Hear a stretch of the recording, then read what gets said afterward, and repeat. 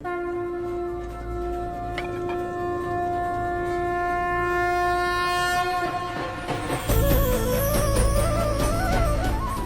अनिल पंख अनुराग है, सुन मंडल रहतीर, दास गरीब उधारिया, सतगुरु मिले कबीर। पूर्ण परमात्मा कबीर साहिब जी की प्यारी हंसात्मा संत गरीबदास जी महाराज जी के बोध दिवस के उपलक्ष्य में संत रामपाल जी महाराज जी के सानिध्य में संत गरीबदास जी महाराज जी का बोध दिवस दिनांक 9 से 11 मार्च 2025 को संत रामपाल जी महाराज जी के विश्व भर में स्थित सभी सतलोक आश्रमों सहित भारत के 10 सतलोक आश्रमों में 3 दिवसीय महासमागम का आयोजन किया जा रहा है। इस शुभ अवसर पर दहेज मुक्त विवाह, रक्तदान शिविर, विशाल सत्संग और भव्य भंडारे का आयोजन किया गया है। आप सभी को इस अद्वितीय कार्यक्रम में सादर आमंत्रित किया जाता है। आपसे विनम्र आग्रह है कि अपने परिवार सहित इस कार्यक्रम में पधार कर इस आयोजन की शोभा बढ़ाए और जगत गुरु तत्वदर्शी संत रामपाल जी महाराज जी के सानिध्य में होने वाले इस विशाल सत्संग व अमृतमय भंडारे का आनंद प्राप्त करें। इस भव्य कार्यक्रम का आयोजन सभी सतलोक आश्रमों में किया जाएगा। इस कार्यक्रम का सीधा प्रसारण सतलोक आश्रम श्री धनाना धाम, तहसील गोहाना, जिला सोनीपत, हरियाणा से 11 मार्च 2025 को सुबह 9:30 से श्रद्धा टीवी पर संत रामपाल जी महाराज यूट्यूब चैनल और स्पिरिचुअल लीडर संत रामपाल जी पर देख सकते हैं।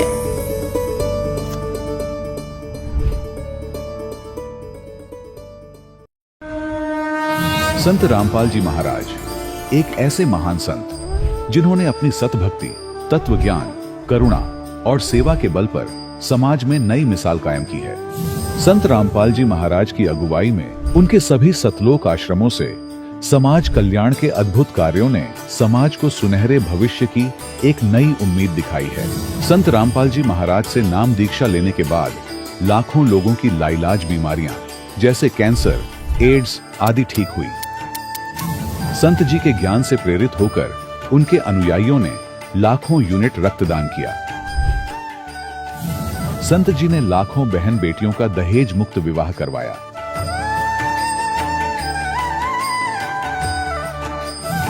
संत जी ने लाखों लोगों का नशा छुड़वाया, करोड़ों उजड़े परिवार बसे। संत जी के आश्रमों में समागम के दौरान निःशुल्क नेत्र चिकित्सा, दंत चिकित्सा प्रदान की जाती है। संत रामपाल जी महाराज द्वारा समय समय पर पर्यावरण संरक्षण के उद्देश्य से बड़े स्तर पर वृक्षारोपण किया जाता है। संत जी ने जरूरतमंदों को तत्काल राहत पहुंचाने के लिए एम्बुलेंस सेवा शुरू की। संत जी अपने अनुयायियों को देहदान के लिए प्रेरित करते हैं, जिससे मानवता की सेवा और चिकित्सा क्षेत्र में सुधार हो सके। संत रामपाल जी महाराज के सभी आश्रमों में हर रोज निःशुल्क भंडारा आयोजित किया जाता है, जहां हर वर्ग, हर जाति और हर धर्म के लोग एक साथ बैठकर भोजन करते हैं।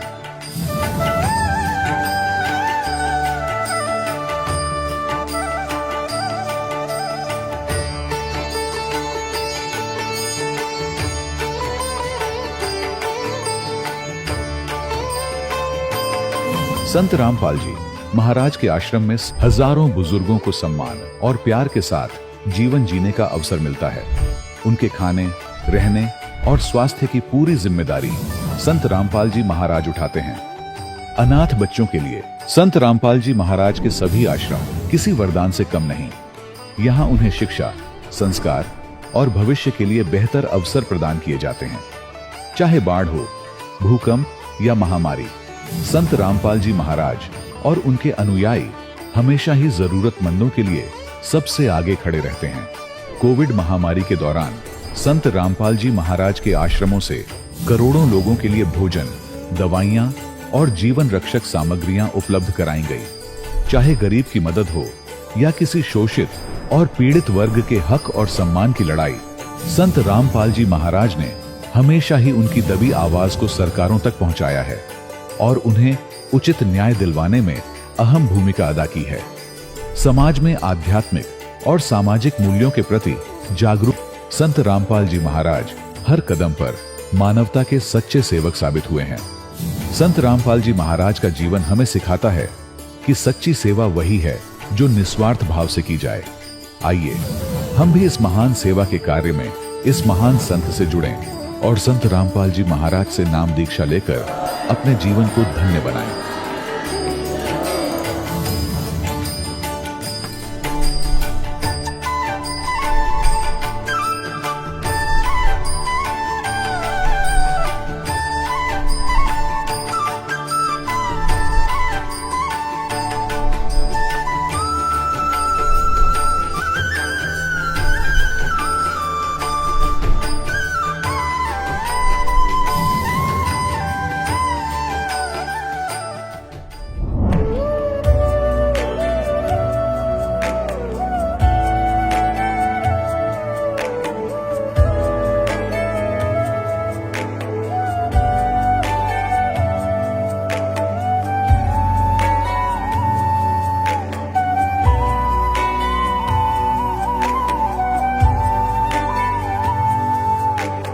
आइए अब सुनते हैं संत रामपाल जी महाराज से नाम दीक्षा लेकर सतभक्ति करके अद्भुत लाभ प्राप्त करने वाले अनुयायी के विचार।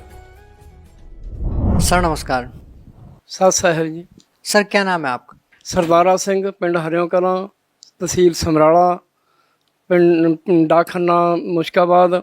सर संत रामपाल जी महाराज से नाम दीक्षा लेने से पहले आप क्या साधना करते थे? ਸਾਧਨਾ ਕਰਦੇ ਸੀ, ਅੰਮ੍ਰਿਤ ਛਕਿਆ ਹੋਇਆ ਤਾਂ 1992 ਦੇ ਵਿੱਚ ਮੈਂ ਨਿਸ਼ਾਨ ਸਾਹਿਬ ਤੋਂ ਡਿੱਗ ਪਿਆ 70 ਫੁੱਟ ਉੱਚਾ। ਉਸ ਤੋਂ ਬਾਅਦ ਡਿੱਗਣੇ 'ਤੇ ਮੇਰਾ ਇਲਾਜ ਨਹੀਂ ਕਿਸੇ ਨੇ ਕਰਾਇਆ। ਫਿਰ ਮੈਂ ਰਾਧਾ ਸਵਾਮੀ ਮੱਤ ਦੇ ਨਾਲ ਜੁੜਿਆ 92 ਦੇ ਵਿੱਚ ਜੀ। सर आप कितने साल तक राधा स्वामी पंथ से जुड़े रहे? 92 ਤੋਂ ਲੈ ਕੇ ਜੀ ਜੁੜਿਆ ਰਿਹਾ ਮੈਂ 13 ਤੱਕ ਜੀ। ਰਾਧਾ ਸਵਾਮੀ ਮੱਤ ਦੇ ਨਾਲ ਜੁੜਿਆ ਰਿਹਾ ਔਰ ਜਿਹੜੀ ਆਰਥਿਕ ਤੰਗੀ ਤੀ ਮੇਰੀ ਉਹ ਨਹੀਂ ਪੂਰੀ ਹੋਈ। ਜਿਹੜਾ ਕੋਈ ਪਾਠ ਤਾਂ ਬਹੁਤ ਜ਼ਿਆਦਾ ਕੀਤਾ ਤਾਂ ਉਹਨਾਂ ਦਾ ਬਹੁਤ ਜ਼ਿਆਦਾ ਭਜਨ ਕੀਤਾ ਤਾਂ ਜਿਹੜੇ ਤਰੀਕੇ ਨਾਲ ਦੱਸਿਆ ਤਾਂ 2.5 ਘੰਟੇ ਸਵੇਰੇ 2.5 ਘੰਟੇ ਸ਼ਾਮ ਪੂਰਾ ਵਕਤ ਦੇ ਰਹੇ ਤੇ ਔਰ ਫਿਰ ਵੀ ਕੋਈ ਜਿਹੜੀ ਘਰ ਦੀ ਤਕਲੀਫ ਹੀ ਰਹਿੰਦੀ। ਔਰ ਖੇਤੀ ਕਰਦਾ ਤਾਂ ਮੈਂ, ਮੇਰੇ ਡੰਗਰ ਮਰ ਜਾਂਦੇ ਤੇ 15 ਮੈਸਾਂ ਤੇ 4 ਗਊਆਂ ਮੇਰੀਆਂ ਮਰੀਆਂ, ਜਿਹਦੇ ਨਾਲ ਮੇਰੀ ਹੋਰ ਵੀ ਆਰਥਿਕ ਤੰਗੀ ਤੀ ਜਿਹੜੀ ਉਹ ਜ਼ਿਆਦਾ ਵੱਧ ਗਈ। सर आप लगभग 24 साल तक राधा स्वामी पंथ में रहे, उसके बावजूद आप लोगों को आर्थिक मानसिक परेशानियों का सामना करना पड़ा। सर इसके पीछे आप क्या कारण मानते हैं? ਕਾਰਨ ਦਾ ਕੋਈ ਪਹਿਲਾਂ ਤਾਂ ਪਤਾ ਨਹੀਂ ਲੱਗਿਆ। ਫਿਰ ਉਸ ਤੋਂ ਬਾਅਦ ਗਿਆਨ ਗੰਗਾ ਕਿਤਾਬ ਮੇਰੇ ਦੋਸਤ ਨੇ ਮੈਨੂੰ ਦਿੱਤੀ, ਮੈਂ ਪੜ੍ਹੀ। ਪੜ੍ਹਨ ਤੋਂ ਬਾਅਦ ਮੈਨੂੰ ਪਤਾ ਲੱਗਿਆ ਵੀ ਸੰਤ ਰਾਮਪਾਲ ਜੀ ਮਹਾਰਾਜ ਸਤਿਗੁਰੂ ਬਰਵਾਲੇ ਦੇ ਵਿੱਚ ਆਏ ਹੋਏ ਨੇ, ਵੀ ਉਹਨਾਂ ਤੋਂ ਨਾਮਦਾਨ ਤੁਸੀਂ ਲਓ, ਉਹਨਾਂ ਦੇ ਜਾ ਕੇ ਦਰਸ਼ਨ ਕਰੋ, ਸਤਸੰਗ ਸੁਣੋ। ਫਿਰ ਮੇਰੇ ਘਰ ਟੈਲੀਵਿਜ਼ਨ ਲੱਗਿਆ ਤਾਂ ਮੈਂ ਉਹਨਾਂ ਦਾ ਸਤਸੰਗ ਸੁਣਨ ਲੱਗਿਆ ਅਤੇ ਕਿਤਾਬ ਵੀ ਪੜ੍ਹਦੀ। ਪੜ੍ਹਨ ਤੋਂ ਬਾਅਦ ਮੇਰਾ ਬਹੁਤ ਮਨ ਕੀਤਾ ਕਿ ਮੈਂ ਆਪਣੇ ਦੋਸਤ ਨੂੰ ਨਾਲ ਲੈ ਕੇ ਬਰਵਾਲੇ ਚਲੇ ਗਏ। ਬਰਵਾਲੇ ਜਾ ਕੇ ਉਹਨਾਂ ਦਾ ਸਤਸੰਗ ਸੁਣਿਆ। ਸਤਸੰਗ ਸੁਣਨ ਤੋਂ ਬਾਅਦ ਅਸੀਂ ਨਾਮਦਾਨ ਲੈ ਲਿਆ। ਨਾਮਦਾਨ ਲੈਣ ਤੋਂ ਬਾਅਦ ਇੱਕ ਪ੍ਰੇਤ ਬਾਧਾ ਥੀ ਮੇਰੇ ਮਗਰ, ਜਿਹੜੀ ਕਿ ਮੈਨੂੰ ਬਹੁਤ ਸਤਾ ਰਹੀ ਤੀ। ਉਹ ਵੀ ਜਿਸ ਦਿਨ ਤੋਂ ਮੈਂ ਨਾਮਦਾਨ ਲੈ ਲਿਆ ਉਸ ਤੋਂ ਬਾਅਦ ਮੁੜ ਕੇ ਅੱਜ ਤੱਕ ਕਦੇ ਵੀ ਉਹ ਚੀਜ਼ ਨੇ ਬਾਧਾ ਨੇ ਮੈਨੂੰ ਤੰਗ ਨਹੀਂ ਕੀਤਾ। ਔਰ ਹੁਣ ਤੱਕ ਮੇਰੀ ਜਿਹੜੀ ਆਰਥਿਕ ਤੰਗੀ ਤੀ ਔਰ ਮੇਰਾ ਸਰੀਰ ਵੀ ਬਹੁਤ ਤਕਲੀਫ ਦੇ ਵਿੱਚ ਰਹਿੰਦਾ। ਨਿਸ਼ਾਨ ਸਾਹਿਬ ਤੋਂ ਡਿੱਗਣ ਕਰਕੇ ਮੇਰਾ ਰੀੜ੍ਹ ਦੀ ਹੱਡੀ 4 ਜਗ੍ਹਾ 'ਤੇ ਕਰੈਕ ਤੀ। ਇੱਕ ਮੇਰਾ ਪੈਰ ਦੇ 30 ਪੀਸ ਹੋਏ ਨੇ, ਜਿਹੜੇ ਕਿ ਹੁਣ ਮੇਰਾ ਪੈਰ ਤਾਂ ਦੁਖਦਾ ਬਹੁਤ, ਪਰ ਰੀੜ੍ਹ ਦੀ ਹੱਡੀ ਵੱਲੋਂ ਮੈਂ ਠੀਕ ਹਾਂ, ਜਾਣੀ ਹਾਂ ਤੁਰ ਕੇ ਜਾ ਸਕਦਾ, ਸਾਈਕਲ ਚਲਾ ਲੈਂਦਾ। ਅਤੇ ਇਹ ਮੇਰੇ ਸਰੀਰਕ ਤੌਰ 'ਤੇ ਮੇਰਾ ਆਪਣਾ ਫਾਇਦਾ ਔਰ ਜਿਹੜੀ ਮੇਰੀ ਆਰਥਿਕ ਤੰਗੀ ਤੀ ਬਹੁਤ ਜ਼ਿਆਦਾ ਤੀ, ਉਹ ਵੀ ਮੇਰੀ ਹੁਣ ਠੀਕ ਹੈ।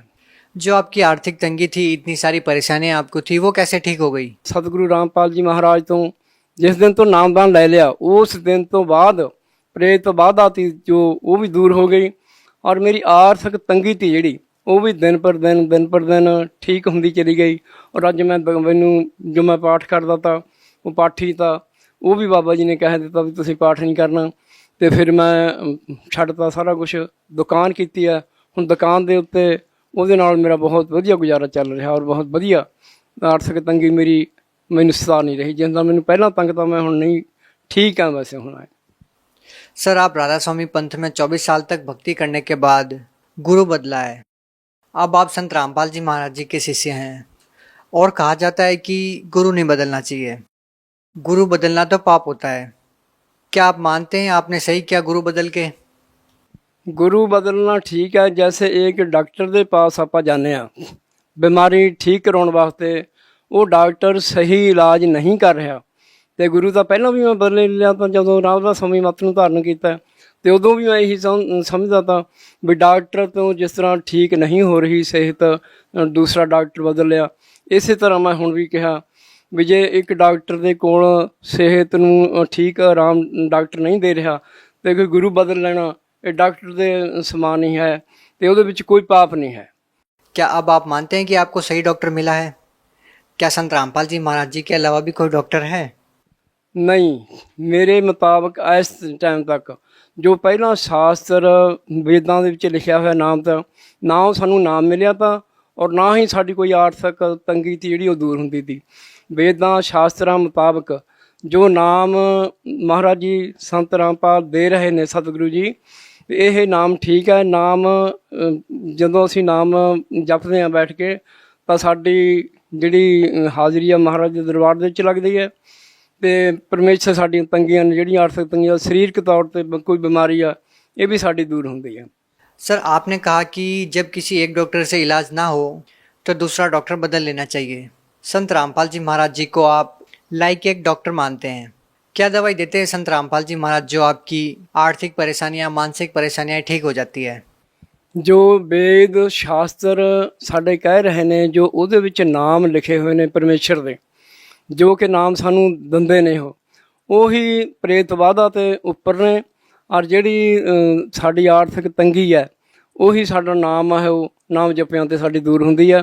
ਇੱਦੋਂ ਬੜਾ ਕੋਈ ਡਾਕਟਰ, ਜਿਸ ਤਰ੍ਹਾਂ ਮੈਂ ਆਪਣੀ ਜ਼ਿੰਦਗੀ ਦੇ ਤਜਰਬੇ ਮੁਤਾਬਕ ਕਹਾਂ ਗੱਲ, ਤਾਂ ਇਹ ਸਭ ਤੋਂ ਉੱਤਮ ਹੈ। ਸੰਤ ਰਾਮਪਾਲ ਜੀ ਮਹਾਰਾਜ ਬਰਵਾੜੇ ਵਾਲੇ ਆਏ ਹੋਏ ਨੇ, ਇਹਨਾਂ ਦੇ ਕੋਲ ਹਰ ਇੱਕ ਵਿਅਕਤੀ ਨੂੰ ਇਹਨਾਂ ਦੇ ਸ਼ਰਨ ਦੇ ਵਿੱਚ ਚਲੇ ਜਾਣਾ ਚਾਹੀਦਾ ਜੀ। सर देखिए, सभी श्रद्धालु अपने गुरु को श्रेष्ठ मानते हैं। सभी कहते हैं हमारे गुरुजी सही भक्ति बताते हैं, हमारे गुरुजी सही भक्ति बताते हैं। ज़्यादातर जो संत रामपाल जी महाराज जी के शिष्य हैं वो राधा स्वामी पंथ से आए हुए हैं। अभी भी लाखों की संख्या में राधा स्वामी संत मंच से भक्त जुड़े हुए हैं। उनका मानना है सर कि वो सही भक्ति कर रहे हैं।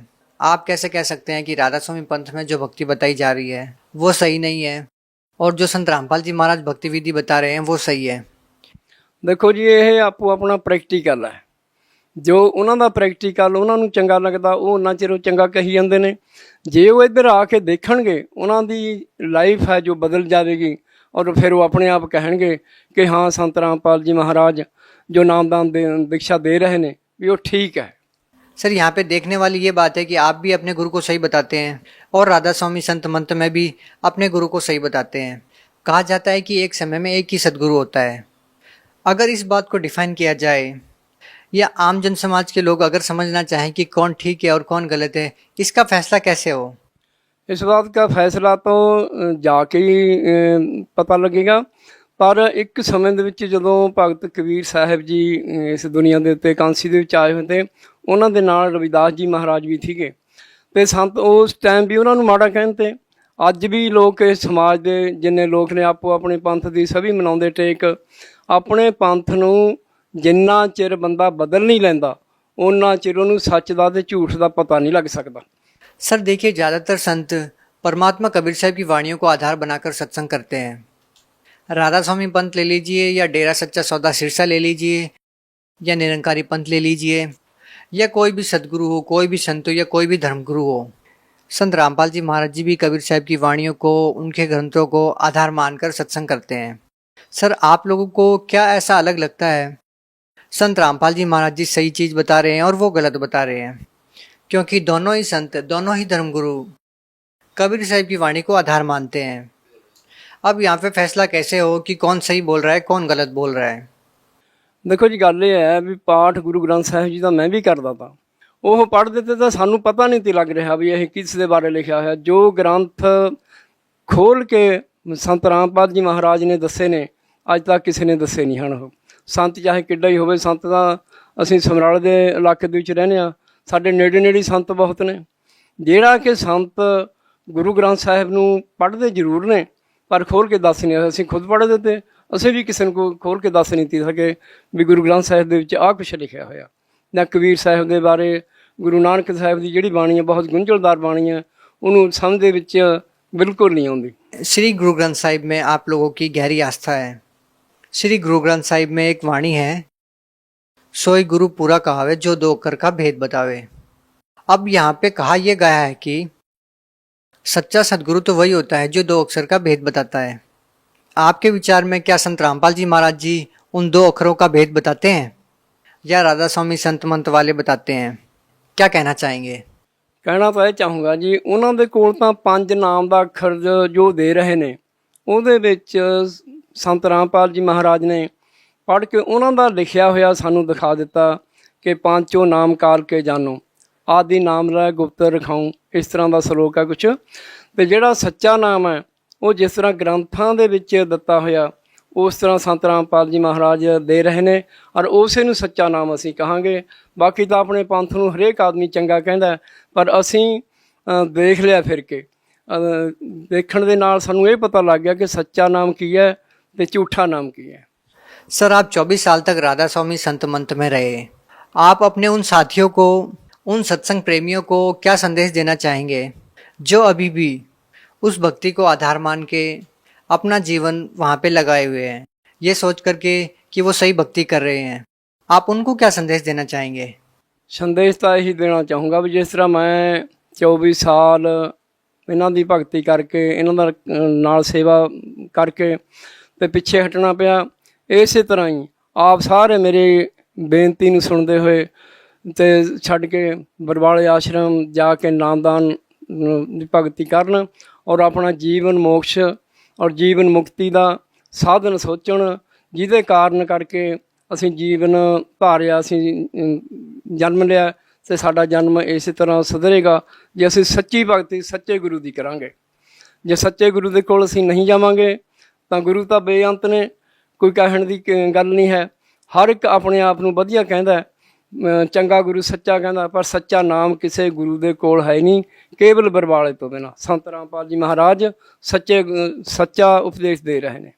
सर, क्या जो आप भक्ति साधना कर रहे हैं, जो संत रामपाल जी महाराज जी ने आपको बताई है, क्या आप मानते हैं कि वह जो भक्ति साधना है वो बिल्कुल सही है या अन्य किसी गुरु को आप अपना गुरु बना सकते हैं? ਨਹੀਂ, ਇਹ ਤਾਂ ਗੱਲ ਗਲਤ ਹੈ। ਹੁਣ ਫਿਰ ਕੇ ਸਾਰਾ ਕੁਝ ਦੇਖ ਲਿਆ ਸੰਤਾਂ ਦੇ ਕੋਲ, ਇਹ ਨਹੀਂ ਹੈਗਾ ਵੀ ਅਸੀਂ ਇਹਨਾਂ ਦੇ ਕੋਲ ਪਹਿਲਾਂ ਹੀ ਆ ਗਏ। ਅਤੇ ਜਦੋਂ ਅੰਮ੍ਰਿਤ ਛਕਿਆ ਤਾਂ ਉੱਥੇ ਵੀ ਪੰਜਾਬ ਦੇ ਸੰਤ ਇਕੱਠੇ ਹੋ ਜਾਂਦੇ ਨੇ ਜਿੱਥੇ ਸਤਸੰਗ ਹੁੰਦਾ ਤਾਂ, ਅਤੇ ਆਮ ਸੰਤਾਂ ਦੇ ਵਿੱਚ ਜੇ ਬਿਆਸ ਜਾਂਦੇ ਤੇ ਤਾਂ ਵੀ ਉਹਨਾਂ ਨੇ ਆਮ ਸਾਰੇ ਭਗਤਾਂ ਦੀ ਬਾਣੀ ਉਹ ਦੱਸ ਦਿੱਤੇ ਵਿੱਚ। ਅਤੇ ਇਹ ਜਿਹੜੀ ਸੱਚੀ ਭਗਤੀ ਆ, ਨਾਮ ਹੈ ਔਰ ਵੇਦਾਂ ਦੇ ਮੁਤਾਬਕ, ਸ਼ਾਸਤਰਾਂ ਦੇ ਮੁਤਾਬਕ ਜੋ ਕਿ ਸਾਨੂੰ ਲਿਖਿਆ ਹੋਇਆ ਸਾਰੇ ਘਰ ਬੈਠਿਆਂ ਨੂੰ ਟੈਲੀਵਿਜ਼ਨ 'ਤੇ ਵੀ ਦਿਖਾਤਾ, ਅਸੀਂ ਜਾ ਕੇ ਬਰਵਾਲੇ ਸਤਸੰਗ ਸੁਣ ਕੇ ਵੀ ਇਹਨਾਂ ਦਾ ਅਸੀਂ ਦੇਖ ਲਿਆ ਅਤੇ ਅੱਖੀਂ ਦੇਖ ਕੇ ਵੀ ਗ੍ਰੰਥਾਂ ਦੇ ਵਿੱਚ ਆਹ ਕੁਛ ਲਿਖਿਆ ਜੋ ਪੜ੍ਹ ਕੇ ਸੁਣਾ ਰਹੇ ਨੇ। ਅਤੇ ਹੁਣ ਸਾਨੂੰ ਇਤਬਾਰ ਪੂਰਾ ਹੈ, ਇਸ ਤੋਂ ਵੱਧ ਕਿਸੇ ਨਹੀਂ ਜਾਵਾਂਗੇ, ਚਾਹੇ ਕੁਛ ਵੀ ਗੱਲ ਹੈ ਜੀ।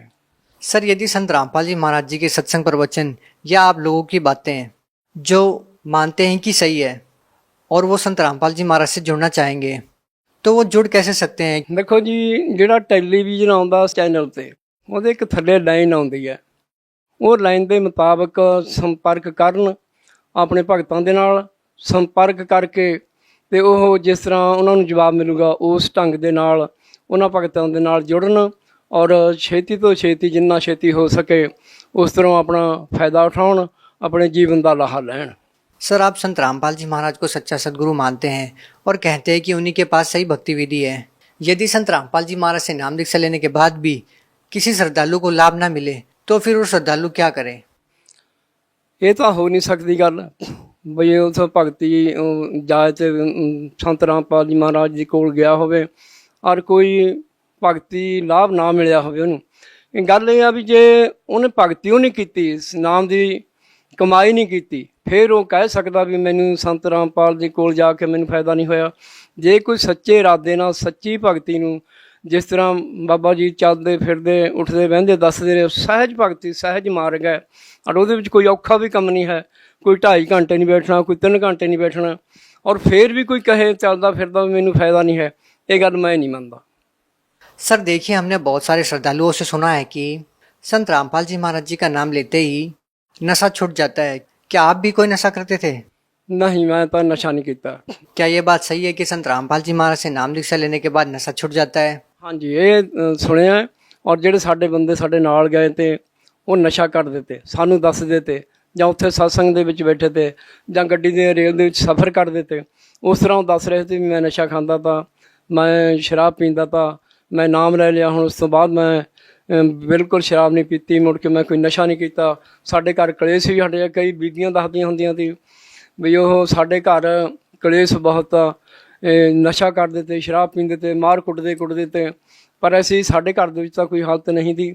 ਪਰ ਜਿਹੜੇ ਆਮ ਬੀਬੀਆਂ ਦੱਸਦੇ ਨੇ ਜਦੋਂ ਸਫ਼ਰ ਕਰਦੇ ਹਾਂ ਵੀ ਜਦ ਦੇ ਅਸੀਂ ਸੰਤ ਰਾਮਪਾਲ ਜੀ ਮਹਾਰਾਜ ਦੇ ਨਾਲ ਜੁੜੇ ਹਾਂ ਤੇ ਸਾਡੇ ਘਰ ਦਾ ਕੋਈ ਵੀ ਕਲੇਸ਼ ਨਹੀਂ ਹੈ। ਹੁਣ ਤਾਂ ਸਾਡੇ ਘਰ ਦੇ ਨਸ਼ਾ ਛੱਡ ਗਿਆ। जी बहुत बहुत धन्यवाद।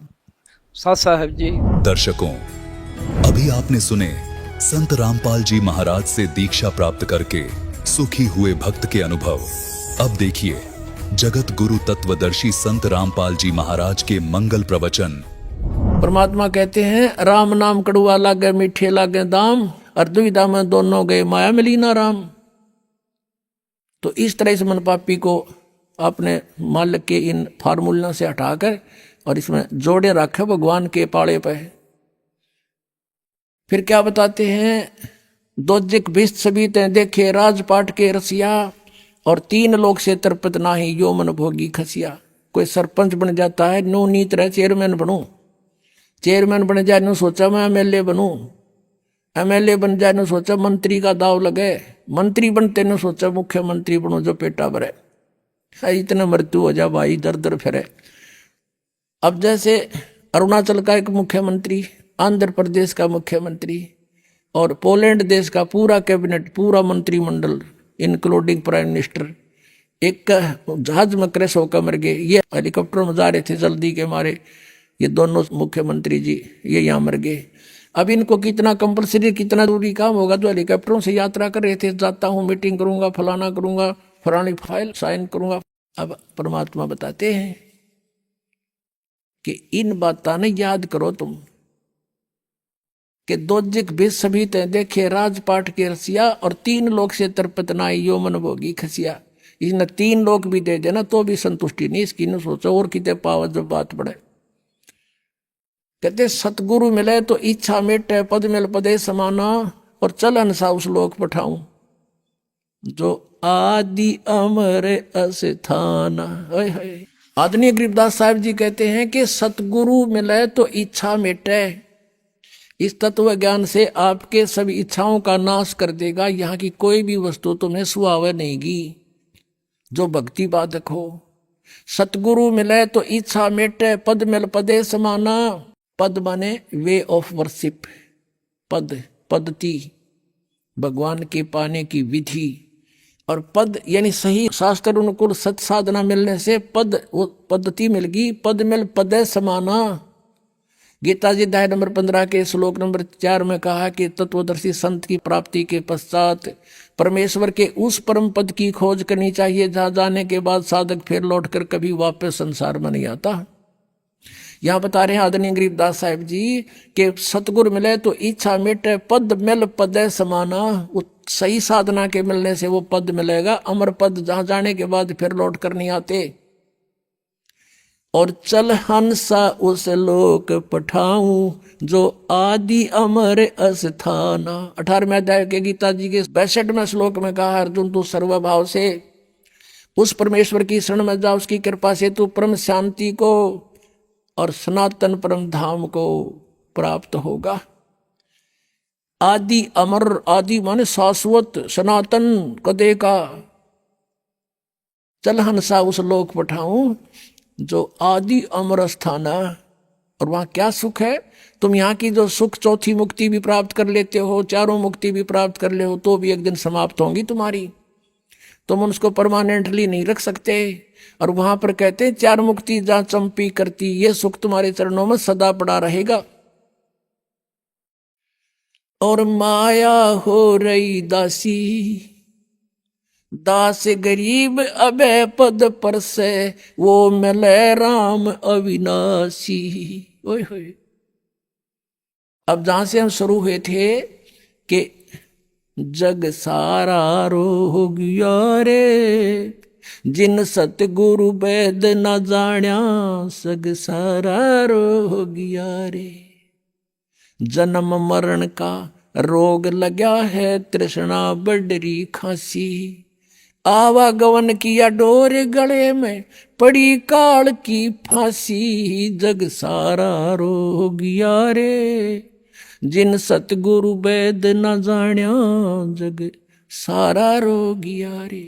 फिर क्या बताते हैं, सार शब्द सर जीवन बूटी, गैस गैस अंग लगावे, कहे कबीर तुम सतकर मानो, ये जन्म मरण मिट जावे। सार शब्द सर जीवन बूटी, गैस गैस अंग लगावे, कहे कबीर तुम सतकर मानो, ये जन्म मरण मिट जावे। अब ये है वो पद, ये तीनों मंत्र का जो जाप आपको मिलेगा। और प्रथम ये 7 मंत्र दिए जाते हैं, फिर सतनाम 2 मंत्र का दिया जाता है। इसे क्या बताते हैं, 4 मुक्ति जहां चंपी करती माया होरी दासी, दास गरीब अभय पद पर से, वो मिले राम अविनाशी। वो परम अक्षर ब्रह्म, जैसे अक्षर पुरुष की आयु कितनी है,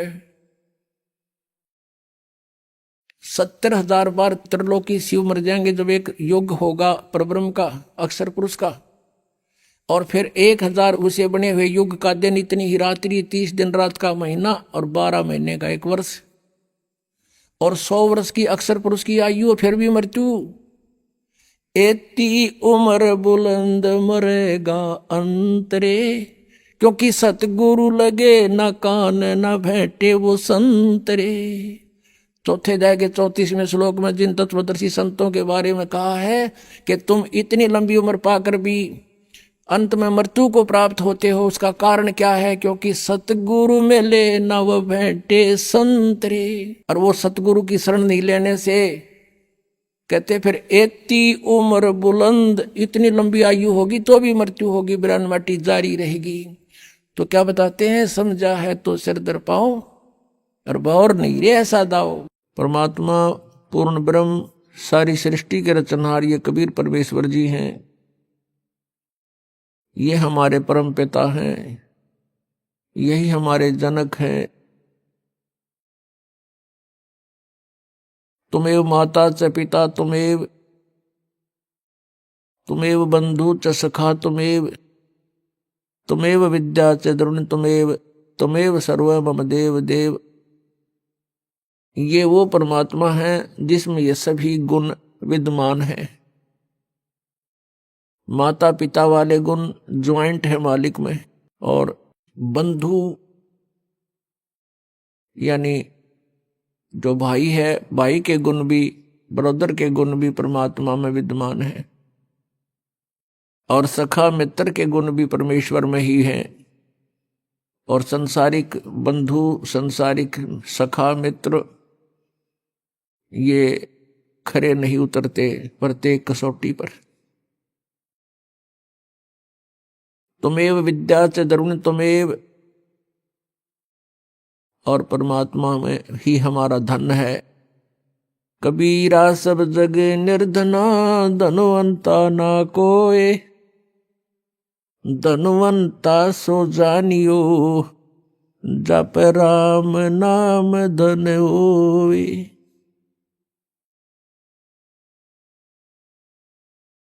और परमात्मा ही हमारी विद्या है, अर्थात तत्व ज्ञान ही हमारा वास्तविक शिक्षा है, विद्या है, ज्ञान है। ये आध्यात्मिक विद्या हमारे पास नहीं है तो संसारिक विद्या केवल रोजी रोटी, पेट के निर्वाह के लिए ही होता है, ये पर्याप्त नहीं है। तुमेव सर्व मम देव देव, हे सब प्रभुओं के भी प्रभु, सब देवों के देव, भगवानों के भगवान यानी सुप्रीम पावर, हे सर्वशक्तिमान, सबके मालिक, आप ही हमारे सर्वस्व हो, सब कुछ हो। पुण्यात्माओं, जिस समय आप जी को अध्यात्म ज्ञान हो जाएगा उस समय आप समझ पाओगे सचमुच एक परमात्मा को छोड़ के इस संसार में अपना कुछ भी नहीं है। परमात्मा स्वयं आकर के ये तत्व ज्ञान सतलोक से आकर के हमें बताते हैं, काया तेरी है नहीं, ये माया कहाँ से होवे, चरण कमल में ध्यान रखो, इन दोनों को खोए। नंगा आया जगत में, नंगा ही तू जावे, बीच में ख्वाबी ख्याल है, ये मन माया भरमावे।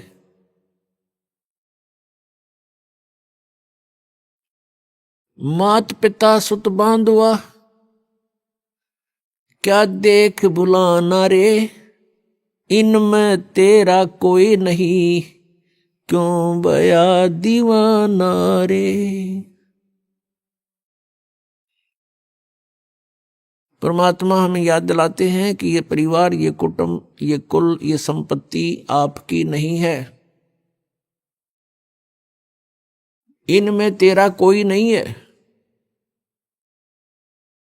और हमारे संस्कारवश हम एक दूसरे के साथ जुड़ गए हैं, भाई बहन के रूप में, माता पिता के रूप में, पुत्र पुत्री के रूप में, सगा संबंधी के रूप में।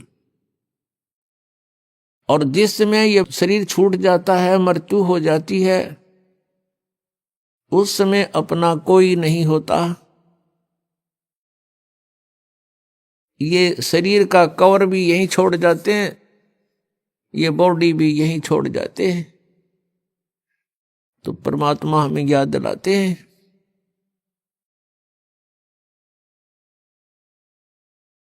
परमात्मा कहते हैं कि तुम यहां के वासी नहीं हो, आपका ये ठीक ठिकाना नहीं है, आपका ये स्थायी स्थान नहीं है। 21 ब्रह्मांड के अंदर परमात्मा कहते हैं तुम्हारा मूल स्थान नहीं है, ठिकाना नहीं है। जैसे आप जी का यहां जन्म हुआ, मृत्यु होते ही चलो चलो, फिर पुण्य के आधार से स्वर्ग, पाप के आधार से नरक।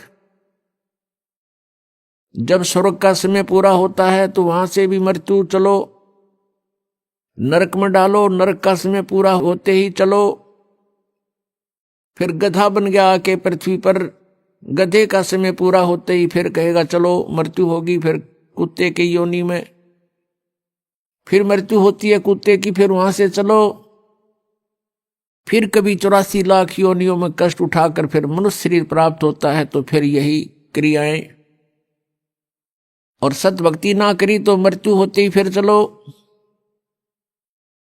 आगे गए ना बावड़े, रहते भी सब जाही, बिन साहेब की भक्ति कहीं ठोड़ ठिकाना नहीं। कहीं ठोर ठिकाना नहीं परमेश्वर कबीर जी की भक्ति के बिना। और सतलोक में जाने के बाद फिर पूर्ण रूप से स्थायी स्थान मिल जाएगा। वहां जाने के बाद प्राणी का फिर जन्म और मृत्यु नहीं होता। जन्म और मृत्यु जब समाप्त हो जाएगी तभी हम परम शांति को और सनातन परम धाम को प्राप्त हो सकेंगे। दूसरे शब्दों में ये कहें कि जब हम सनातन परम धाम को प्राप्त हो जाएंगे तो फिर हमारी ये चलो चलो समाप्त हो जाएगी। श्रीमद् भगवत गीता अध्याय 15 के श्लोक नंबर 1 से 4 में एक बहुत ही निर्णायक ज्ञान दिया है। उसमें कहा है कि उल्टा लटका हुआ ये संसार रूपी वृक्ष है अर्जुन, ऊपर को जो इसकी जड़ है वो तो ऊपर को है और नीचे को तीनों गुण रूपी शाखा है। ऊपर को जो मूल है, जड़ है इस संसार रूपी वृक्ष की, वो तो समझो परम अक्षर ब्रह्म है, परम दिव्य पुरुष गीता ज्ञानदाता से कोई अन्य है। और नीचे को तीनों गुण रूपी शाखा है। और जो संत इस उल्टे लटके हुए संसार रूपी वृक्ष के सभी विभाग भिन्न भिन्न बताता है कि तना कौन प्रभु है, डार कौन प्रभु है और शाखा कौन देव हैं और पत्ते क्या हैं, स वेदवित वह वेद के तात्पर्य को जानने वाला है, अर्थात वो तत्वदर्शी संत है। श्रीमद् भगवत गीता अध्याय नंबर 4 के श्लोक नंबर 34 में कहा है कि अर्जुन, श्रीमद् भगवत गीता अध्याय नंबर 4 के श्लोक नंबर 32 में जो जानकारी दी गई है कि धार्मिक अनुष्ठानों की जानकारी, यज्ञों की, यज्ञमीन धार्मिक अनुष्ठान की जानकारी, क्रियाओं की जानकारी विस्तार के साथ सच्चिदानंद घन ब्रह्म की वाणी में, ब्रह्मणे मुखे, सच्चिदानंद घन ब्रह्म की वाणी में विस्तार के साथ कही है। और उनको जानने के पश्चात तो सर्वकर्म बंधन से मुक्त हो जाएगा। वो तत्व ज्ञान है। गीता जी अध्याय नंबर 4 के श्लोक नंबर 34 में कहा कि उस तत्व ज्ञान को तू तत्वदर्शी संतों के पास जाकर समझ। उनको दंडवत प्रणाम करने से, कपट छोड़कर उनसे विनय करने से वो तत्वदर्शी संत तुझे परमात्म तत्व का ज्ञान कराएंगे। तो यहां गीता जी अध्याय नंबर 15 के श्लोक नंबर 1 में तत्वदर्शी संत की पहचान बताई है कि ऊपर को जड़ वाला, नीचे को तीनों गुण रूपी शाखा वाला ये संसार रूपी वृक्ष है। जो संत इसके सभी विभाग बता देगा तो वो तत्वदर्शी संत है। परमेश्वर स्वयं आते हैं अपने सतलोक से चलकर, वे हमें ज्ञान देते हैं, यथार्थ जानकारी वही बताते हैं, तत्व ज्ञान को भी वही समझाते हैं। परमेश्वर ने सच्चिदानंद घन ब्रह्म की वाणी में, अर्थात अपने उस तत्व ज्ञान में, सूक्ष्म वेद में 600 वर्ष पहले कबीर वाणी में कहा है, अक्षर पुरुष एक पेड़ है, निरंजन वा की डार और तीनों देवा शाखा हैं, ये पात रूप संसार। परमेश्वर ने 600 वर्ष पहले आके बताया है कि ऊपर को जो जड़ है वो तो मूल मालिक है, वो स्वयं परमेश्वर है। उससे बाहर जो तना दिखाई देता, पृथ्वी से बाहर जो तुरंत जो भाग, जो हिस्सा पेड़ का दिखाई देता है उसको तना कहते हैं। अक्षर पुरुष तो समझो तना है, और उस तने के ऊपर एक मोटी डार होती है, उनमें से एक मोटी डार उसको सरपुरुष जानो, ज्योत निरंजन। और उस डार के फिर 3 शाखाएं हैं, रजगुण ब्रह्मा, सतगुण विष्णु, तमगुण शिव जी। और उन शाखाओं के आगे फिर पत्ते जो हैं वो संसार समझो। परमेश्वर ने अपने द्वारा रची हुई सृष्टि का ज्ञान स्वयं ही आकर के देना पड़ा। और परमेश्वर के ज्ञान के अतिरिक्त जो भी हम सुनते रहे वो कोरा अज्ञान था, लोकवेद था। पुण्यात्माओं, परमेश्वर ही स्वयं आकर के ज्ञान देते हैं, चारों वेद गवाही देते हैं। और जिन महापुरुषों को, पुण्यात्माओं को परमात्मा आकर मिले यहाँ पृथ्वी पर, उन महापुरुषों की अमरवाणी, उनका अनुभव आज हमें वो गवाही दे रहा है, साक्षी देता है कि वो परमात्मा ऐसी लीला करता है। ऋग्वेद मंडल नंबर 9 सूक्त नंबर 86 मंत्र 26-27 में, ऋग्वेद मंडल नंबर 9 सूक्त 82 मंत्र 1, 2, 3 में, ऋग्वेद मंडल नंबर 9 सूक्त 96 के मंत्र 16 से 20 में, ऋग्वेद मंडल नंबर 9 सूक्त 20 के मंत्र 1 में, ऋग्वेद मंडल नंबर 9 सूक्त 1 के मंत्र 8 और 9 में, और भी अनेकों स्थानों पर। ऋग्वेद मंडल नंबर 9 सूक्त 94 के मंत्र 1 में, इन सब में मिलाकर के इसका निष्कर्ष ये बनता है कि वो पूर्ण परमात्मा परमेश्वर अमर पुरुष सत्य पुरुष कबीर देव है, वो कबीर साहब है, और वो सतलोक से गति करके आता है अपने निज स्थान से जहां वो रहते हैं, और यहां पृथ्वी पर आकर के पुण्यात्माओं को मिलते हैं, उनको ज्ञान से परिपूर्ण करते हैं। उस परमेश्वर का नाम कबीर देव है। वो परमात्मा 3 प्रकार से लीला करते अपने, 3 प्रकार के शरीर की स्थिति में रहते हैं। एक प्रकार का शरीर सतलोक के अंदर, एक तेजोमय शरीर है परमात्मा का सतपुरुष का सतलोक के अंदर, उसमें एक रोमकूप की इतनी शोभा है, करोड़ सूर्य मिला दे, करोड़ चंद्रमा मिला दे, उनकी रोशनी भी एक रोमकूप के प्रकाश के सामने फीकी रहे। वो परमात्मा वहां स्थायी रूप में रहते हैं। अन्य रूप बना करके वो परमात्मा प्रत्येक युग में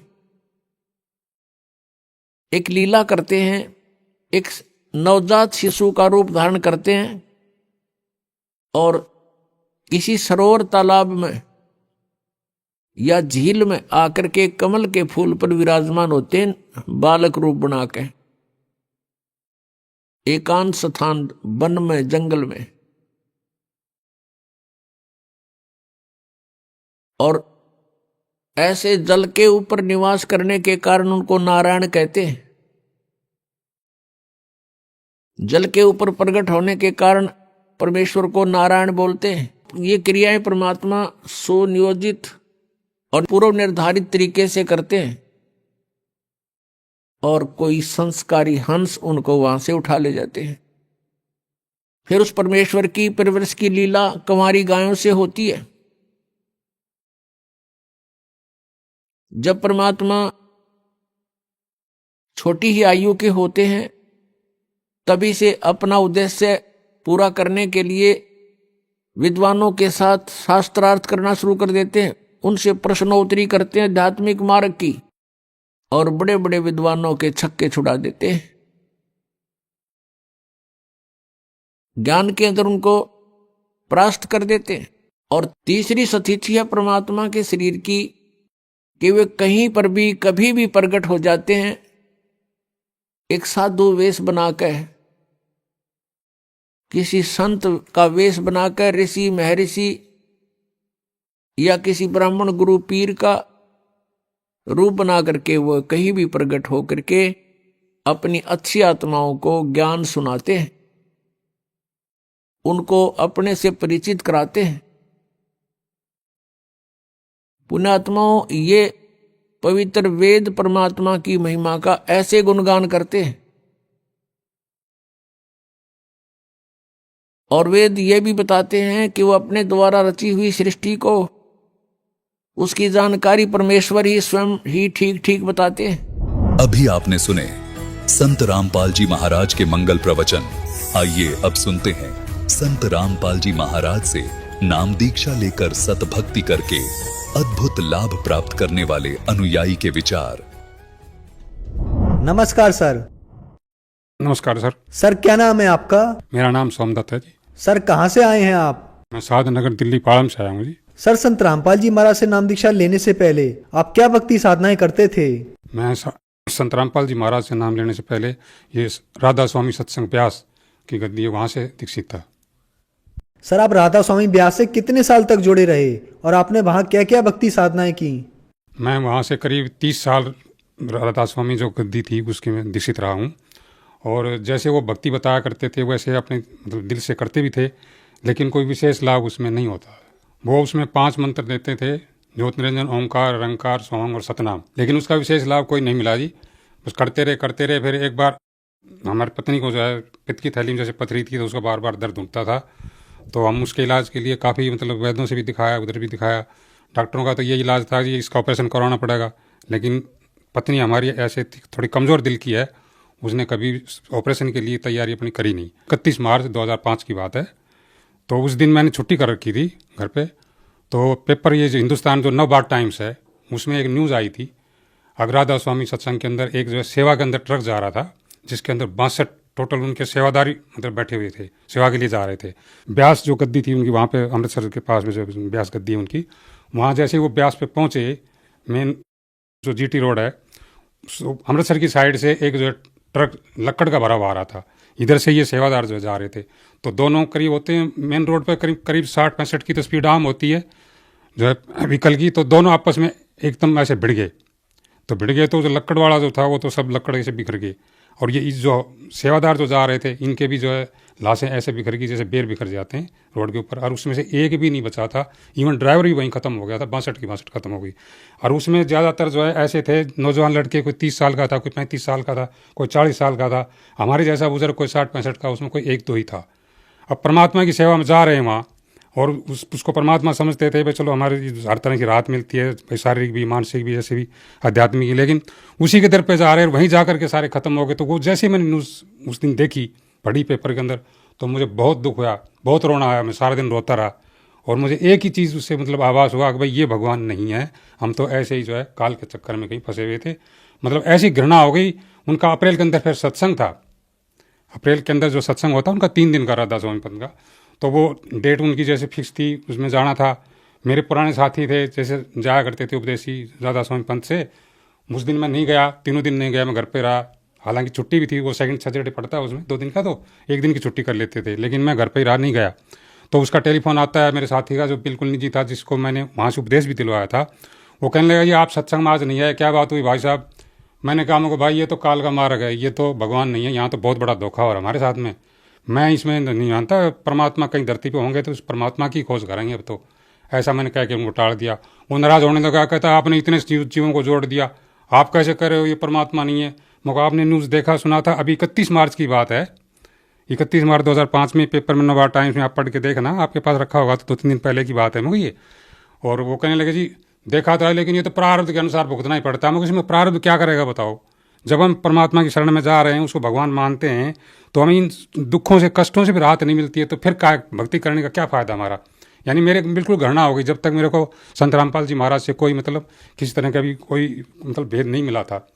तो फिर वो नाराज़ हो गए, कहने लगी ऐसे कैसे चलेगा, आपने तो इतने जो है इतने साल भक्ति करी, छोड़ दिया, काल के उल्टे आप ही काल के मार्ग में चले गए, हमें कह रहे हो काल का मार्ग बता रहे हो। मगर जो कुछ भी है मैं तो ये जो है इधर झाँकूंगा भी नहीं। इसके बाद मैंने उनको स्पष्ट बोल दिया। तो सर आपने बताया कि आप राधा स्वामी डेरा ब्यास की 30 साल तक भक्ति करते रहे, लेकिन आपको बहुत बड़ा झटका लगा जब राधा स्वामी ब्यास की तरफ 62 लोग जा रहे थे और ब्यास के आउटर पर पहुंचते ही उनका एक्सीडेंट हुआ और वो 62 के 62 की मौत हो गई, जिससे आपको लगा कि राधा स्वामी डेरा ब्यास जो है वो असली भक्ति नहीं है बल्कि एक काल का मार्ग है, गलत भक्ति है। तो फिर संत रामपाल जी महाराज की शरण में आप कैसे आए? उसके बाद क्या होता जी, उन दिनों में जो है ये आस्था चैनल चलता था, तो मैं आस्था चैनल पे और भी जैसे धार्मिक संत महंतों के सत्संग जैसे प्रवचन आते रहते हैं धार्मिक चैनल पर, मैं सुनता रहता था भाई कौन क्या कह रहा है नहीं कह रहा। तो वो जो खास कोई विशेष मुझे छोटी मोटी उनकी बातें कोई लगती थी वो नोट कर लेता था पेपर पे, लेकिन जो दिल से संतुष्टि नहीं हुई। फिर करते करते जो है ये करीब सितंबर 2005 की बात है, तो जैसे ही मैं वो धार्मिक सत्संग देखता था तो करीब 8:30 बजे का टाइम होता था उन दिनों।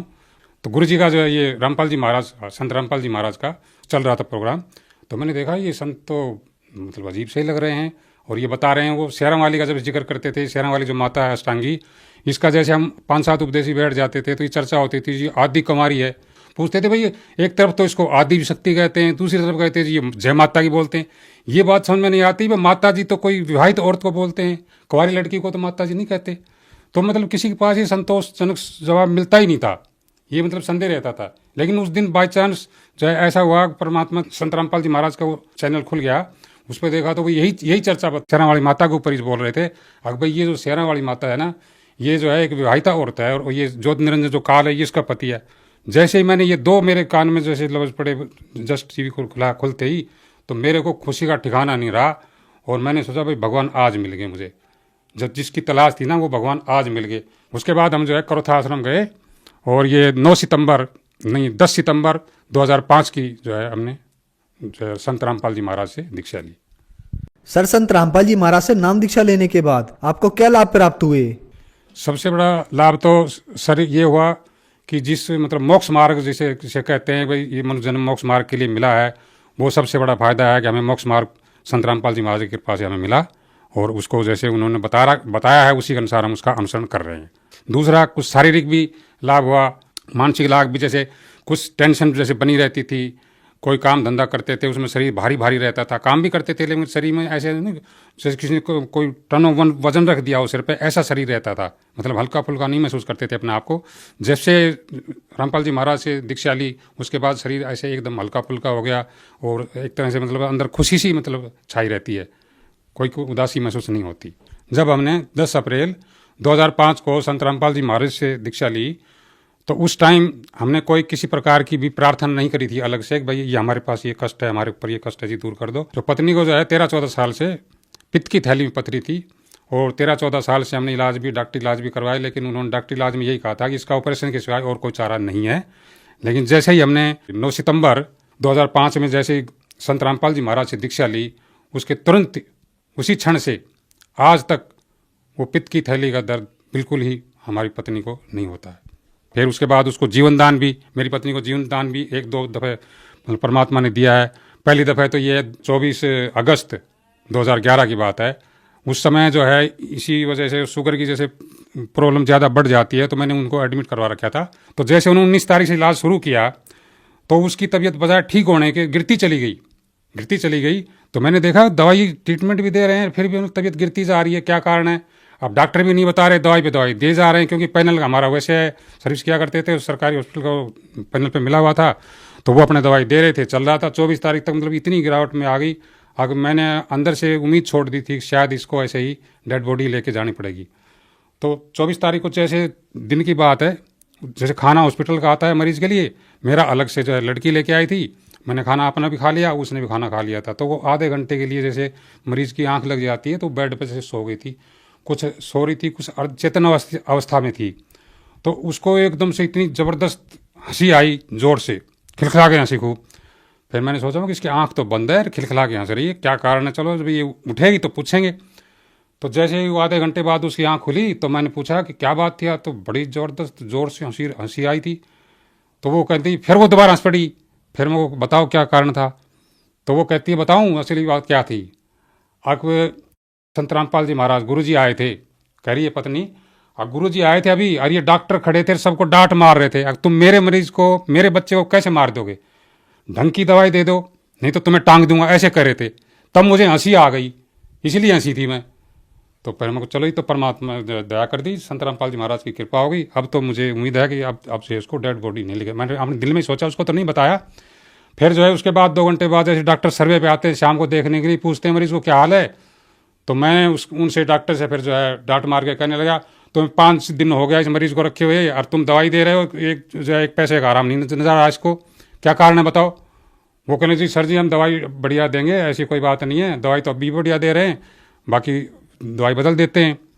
तो जैसे ही उन्होंने उसके बाद 2 घंटे बाद एक टेबलेट, कोई छोटी सी टेबलेट लाए, और कोई सारी दवाइयाँ बंद कर दी, जो 3-4 तरह के इंजेक्शन थे वो भी बंद कर दिए।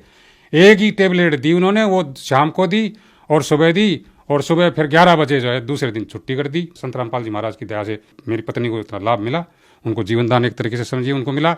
दूसरा मेरी पत्नी को ये लाभ मिला शारीरिक, कि वो बच्चे को, मेरी बिटिया का जो बेटा था उसको नहला रही थी, और फर्श पर गीला फर्श होने की वजह से उस पर गिर गई थी, और रीढ़ की हड्डी में 2 जगह फ्रैक्चर हो गया था, पीछे ऐसे चित्त गिरने से 2 जगह फ्रैक्चर हो गया। उसकी आवाज़ चली गई थी, मैं घर पे भी नहीं था उस टाइम, मैं कहीं बाहर आया हुआ था। तो उन्होंने बताया मेरे को टेलीफोन करके, ऐसी ऐसी बात हो गई है और मम्मी को चोट लग गई है। कोई बात नहीं। फिर मैं शाम को जैसे घर पहुंचा तो देखा उसकी आवाज़ बंद थी, उठ भी नहीं पा रही थी।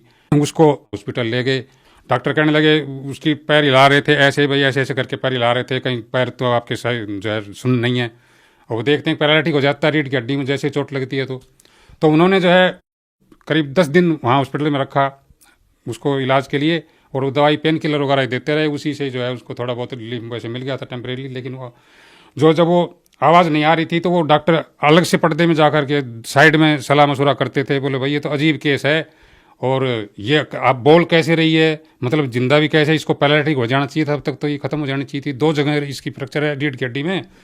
तो मतलब वो ट्रीटमेंट भी दे रहे थे और अचंभित भी थे वो। तो फिर जैसे हमने तो पता था भाई संत रामपाल जी महाराज से हमने जैसे दीक्षित ले रखी है, उनकी कृपा से ठीक हो जाएंगे। उसी दौरान जो है 9 जून का इधर रोहतक के अंदर भंडारा था, उसमें उसने कहने लगी मैं भी जाऊंगी। मैंने कहा कि ऐसे कैसे जा पाओगे, हम तो हॉस्पिटल में एडमिट हैं। जबकि हमें 12 जून को छुट्टी मिली थी उस दौरान। तो कहने लगी कैसे भी हो, चाहे मर ना हो, मैं जाऊंगी ज़रूर। डॉक्टरों ने भी जो है परमिशन नहीं दे रहे थे, कहते भाई हम ऐसी हालत में कैसे परमिशन दे सकते हैं, आप कह रहे हो ये ऐसी मरीज जाने का थोड़ी है। लेकिन संत रामपाल जी महाराज की ऐसी कृपा रही, हमसे स्पेशल गाड़ी करके ले गए और उसको उसमें लेटा करके और भंडारा भी वहाँ पर किया। भंडारा करके फिर वापस आ भी गए हम 4 घंटे में। ऐसी मतलब दया मेरे संत रामपाल जी महाराज की रही और उसको जीवन रात वो बिल्कुल ठीक है, अपने पैरों पर चल सकती है आराम से। कोई ये नहीं कह सकता इसकी रीढ़ हड्डी में कोई ऐसी प्रॉब्लम आई थी। एक बार मैं रास्ते में जा रहा था, रास्ते में चलते चलते पैर पे मेरे को सांप सर्प ने काट लिया था और उसके लिए मैंने कोई इलाज वगैरह भी नहीं किया। संत रामपाल जी महाराज की कृपा से वो बिल्कुल मैं आज बिल्कुल ठीक ठाक हूँ। कोई किसी प्रकार की मेरे पैर में कोई परेशानी नहीं है और मैं 15 दिन में बिल्कुल नॉर्मल अपने आप को महसूस करने लगा था। सर, आपने बताया कि एक भयानक एक्सीडेंट जो राधा स्वामी डेरा ब्यास में हुआ, उसे देखने के बाद आपका दिल टूट गया था राधा स्वामी डेरा ब्यास से। उसके बाद आपने संत रामपाल जी का ज्ञान सुना समझा, तो संत रामपाल जी से आपने नाम दीक्षा ली और संत रामपाल जी से नाम दीक्षा लेने के बाद शारीरिक और आध्यात्मिक लाभ हुए। आपकी पत्नी को भी लाभ मिला, उनकी बीमारी से उन्हें निजात मिला। तो जो श्रद्धालु आपको देख रहे हैं, आप उन्हें क्या संदेश देना चाहेंगे? उनको मैं यही कहना चाहूँगा, जैसे और जितने भी नकली संत हैं या राधा स्वामी पंथ जैसे और भी बहुत से नकली पंथ चल रहे हैं, वो सारे काल के मार्ग हैं। और जो शास्त्र भी उनके पास कोई भी शास्त्र के अनुसार कोई साधना नहीं है। और ये संत रामपाल जी महाराज शास्त्रों के अनुसार जो है जितने भी हमारे धार्मिक पवित्र ग्रंथ हैं, जैसे बाइबल है, कुरान शरीफ है, पवित्र चारों वेद हैं, गीता जी है, इनमें जो छुपे हुए गूढ़ रहस्य को इन्होंने खोल के सारा समझाया दिखाया है। उन्हीं के अनुसार जो है शास्त्र अनुसार साधना करने से ही हमें जो है सच्चा मोक्ष मिल सकता है और सच्ची साधना मिल सकती है। और बाकी इनको छोड़ करके पूरे विश्व में कोई भी इनके मतलब बराबर कोई संत नहीं है। सर्व भक्त समाज से मेरी हाथ जोड़ करके विनती है कि संत रामपाल जी महाराज से अपनी दीक्षा लेकर के अपना आत्म कल्याण करवाएं, अपने परिवार का भी आत्म कल्याण करवाएं। धन्यवाद सर। धन्यवाद। संत रामपाल जी महाराज एक ऐसे महान संत जिन्होंने अपनी सतभक्ति, तत्व ज्ञान, करुणा और सेवा के बल पर समाज में नई मिसाल कायम की है। संत रामपाल जी महाराज की अगुवाई में उनके सभी सतलोक आश्रमों से समाज कल्याण के अद्भुत कार्यों ने समाज को सुनहरे भविष्य की एक नई उम्मीद दिखाई है। संत रामपाल जी महाराज से नाम दीक्षा लेने के बाद लाखों लोगों की लाइलाज बीमारियां जैसे कैंसर, एड्स आदि ठीक हुई।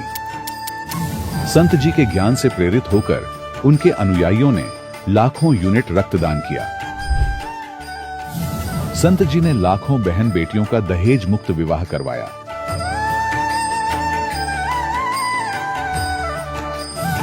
संत जी ने लाखों लोगों का नशा छुड़वाया, करोड़ों उजड़े परिवार बसे। संत जी के आश्रमों में समागम के दौरान निःशुल्क नेत्र चिकित्सा, दंत चिकित्सा प्रदान की जाती है। संत रामपाल जी महाराज द्वारा समय समय पर पर्यावरण संरक्षण के उद्देश्य से बड़े स्तर पर वृक्षारोपण किया जाता है। संत जी ने जरूरतमंदों को तत्काल राहत पहुंचाने के लिए एम्बुलेंस सेवा शुरू की। संत जी अपने अनुयायियों को देहदान के लिए प्रेरित करते हैं, जिससे मानवता की सेवा और चिकित्सा क्षेत्र में सुधार हो सके। संत रामपाल जी महाराज के सभी आश्रमों में हर रोज निःशुल्क भंडारा आयोजित किया जाता है, जहां हर वर्ग, हर जाति और हर धर्म के लोग एक साथ बैठकर भोजन करते हैं।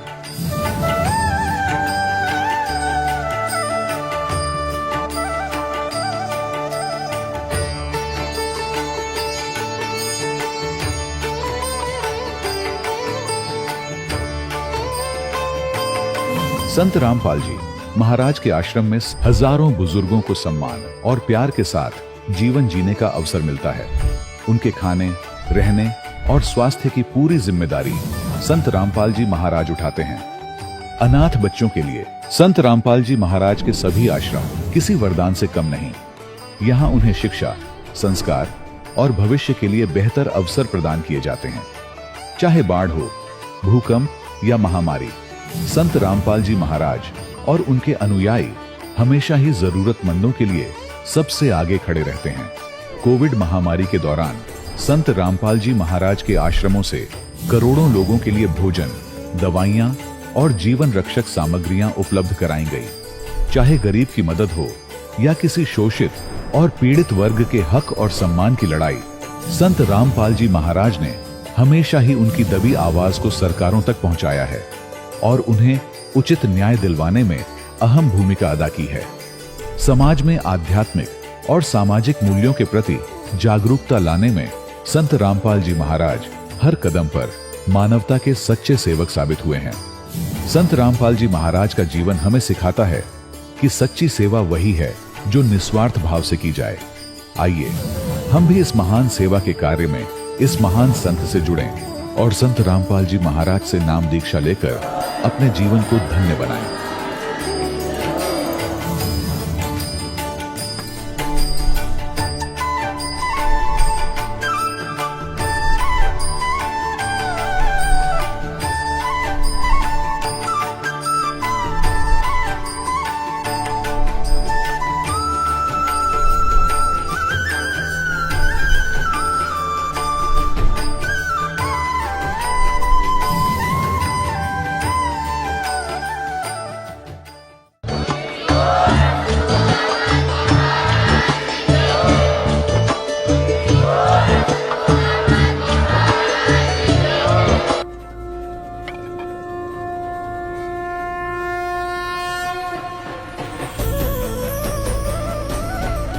ग्रीब अलिल पंख अनुराग है, सुन मंडल रहतीर। दास गरीब उधारिया, सतगुरु मिले कबीर। पूर्ण परमात्मा कबीर साहिब जी की प्यारी हंसात्मा संत गरीबदास जी महाराज जी के बोध दिवस के उपलक्ष्य में संत रामपाल जी महाराज जी के सानिध्य में संत गरीबदास जी महाराज जी का बोध दिवस दिनांक 9 से 11 मार्च 2025 को संत रामपाल जी महाराज जी के विश्व भर में स्थित सभी सतलोक आश्रमों सहित भारत के 10 सतलोक आश्रमों में 3 दिवसीय महासमागम का आयोजन किया जा रहा है। इस शुभ अवसर पर दहेज मुक्त विवाह, रक्तदान शिविर, विशाल सत्संग और भव्य भंडारे का आयोजन किया गया है। आप सभी को इस अद्वितीय कार्यक्रम में सादर आमंत्रित किया जाता है। आपसे विनम्र आग्रह है कि अपने परिवार सहित इस कार्यक्रम में पधार कर इस आयोजन की शोभा बढ़ाए और जगत गुरु तत्वदर्शी संत रामपाल जी महाराज जी के सानिध्य में होने वाले इस विशाल सत्संग व अमृतमय भंडारे का आनंद प्राप्त करें। इस भव्य कार्यक्रम का आयोजन सभी सतलोक आश्रमों में किया जाएगा। इस कार्यक्रम का सीधा प्रसारण सतलोक आश्रम श्री धनाना धाम, तहसील गोहाना, जिला सोनीपत, हरियाणा से 11 मार्च 2025 को सुबह 9:30 से श्रद्धा टीवी पर संत रामपाल जी महाराज यूट्यूब चैनल और स्पिरिचुअल लीडर संत रामपाल जी पर देख सकते हैं।